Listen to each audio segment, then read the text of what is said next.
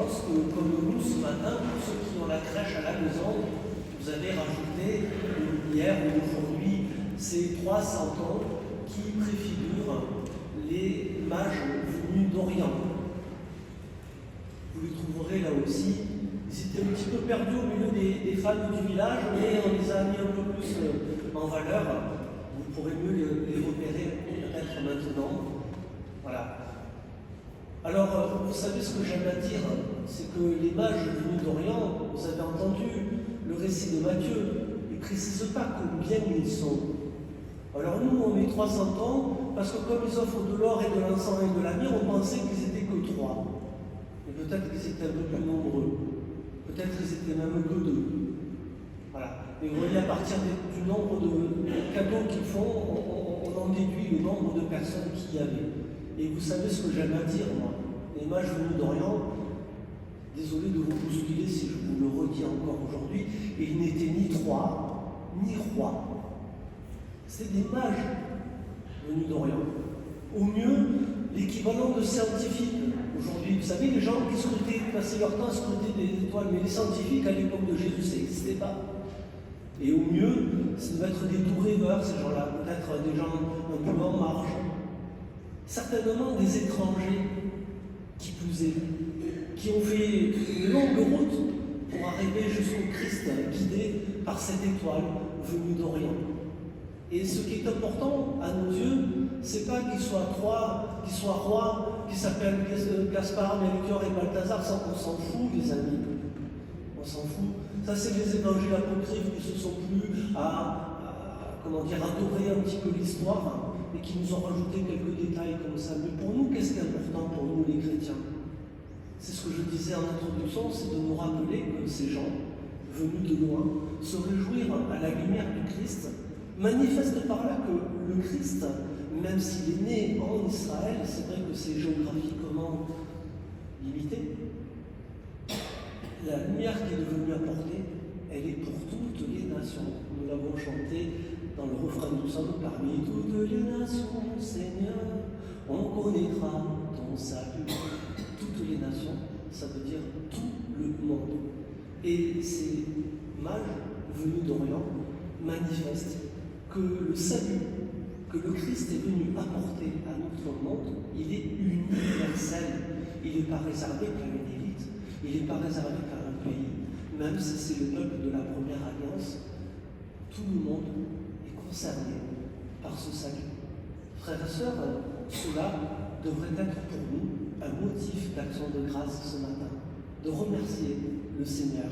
Parce qu'aujourd'hui encore, en fêtant cette fête de l'Épiphanie, nous nous rappelons que la lumière que le Christ est venu porter, elle est aussi pour nous, elle est pour tout le monde, pour tous ceux qui veulent bien se tourner vers le Christ et accueillir cette lumière que lui se plaît à venir apporter à ceux et celles qui veulent bien l'accueillir dans leur cœur et dans leur vie.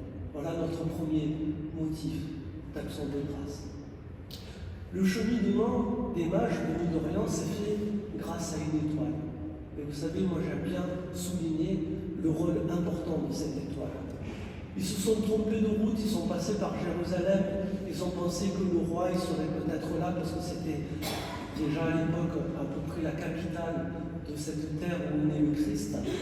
Et ils vont tomber sur Hérode, qui lui n'est pas vraiment une lumière, on l'a bien compris. Mais bon, peu importe, ça nous arrive à nous aussi quelquefois de nous fourvoyer, de se tromper de lumière pour nous guider. Et puis vous voyez, à Jérusalem, on va perdre l'étoile de vue. On va s'attacher peut-être à Hérode, et puis on va se rendre compte que non, ce n'est pas la bonne lumière. Et puis on va ressortir de Jérusalem. Vous voyez tout le cheminement de ces mages. Il n'est pas sans combat, il n'est pas sans embûche, il n'est pas sans erreur, comme nous cheminement, frères et sœurs. Dans notre foi, qui peut dire qu'il est parfait, qu'il a toujours été bien guidé, qu'il a toujours été bien éclairé, qu'il ne s'est jamais trompé. Voilà. Eh bien, les mages venus d'Orient, vous voyez, sont un peu comme nous. Ils cheminent, eux aussi, dans leur foi.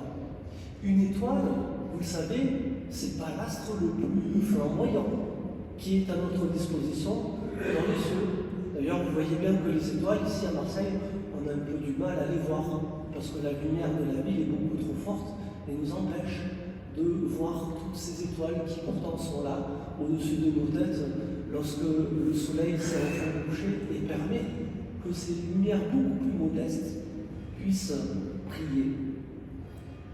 Une étoile, frères et sœurs, c'est un symbole. Ça veut dire que nous aussi, pour cheminer vers Dieu, pour cheminer vers le Christ, nous avons, comme ces mages venus de loin, besoin de petites étoiles, si modestes soient-elles, pour nous guider. Nous avons, nous aussi, besoin de ces petites lumières qui sont disposées sur nos chemins pour progresser, pour cheminer dans notre foi. Et je vous propose là aussi un deuxième motif d'action de grâce, c'est de rendre grâce à Dieu pour toutes les petites étoiles, toutes les petites lumières que nous avons tous eues sur nos chemins pour nous guider jusqu'où nous en sommes aujourd'hui dans notre foi de chrétien. Et enfin, dernière chose, j'aimerais préciser que c'est toute la joie, vous savez, de vivre dans une communauté chrétienne, c'est de réaliser que potentiellement, nous pouvons tous être des lumières les uns pour les autres. Tous ces frères et sœurs que le Seigneur m'offre gratuitement lorsque je viens de célébrer peuvent être potentiellement une lumière qui est là à mes côtés, qui est là disposée sur mon chemin, que le Seigneur m'offre. C'est un cadeau qui nous fait ce sacrement de la fraternité, de pouvoir nous aussi nous reposer sur la foi des uns et des autres. Nous pouvons rendre grâce au Seigneur, là aussi, pour toutes ces lumières qu'il nous propose et qu'il nous offre en chacun de nous, en chacun de nos frères et sœurs que nous avons autour de nous. Car n'en doutons pas, chacun de nous est porteur de cette lumière du Christ. Et enfin, dernier point, nous pouvons, nous aussi, être des lumières, si discrètes soient-elles, si modestes soient-elles, qui pouvons éclairer ceux qui aujourd'hui recherchent encore le Christ. Ce n'est peut-être pas notre cas, nous qui sommes là, mais vous le voyez ce matin, notre église, elle est loin d'être pleine, il y a encore de la place, nous pouvons accueillir encore d'autres personnes. Et peut-être que nous pouvons nous aussi être ces petits témoins, ces petites lumières qui, disposées sur le chemin de ceux qui recherchent encore le Seigneur aujourd'hui, même s'ils n'en sont pas toujours conscients, eh bien nous pouvons être ces lumières pour les aider, pour les guider vers le Christ, vers notre Seigneur. Que le Seigneur nous donne la grâce de pouvoir nous aussi, encore aujourd'hui, refléter cette lumière qui nous vient de lui, pour que nous puissions éclairer la route et le chemin de tous ceux qui le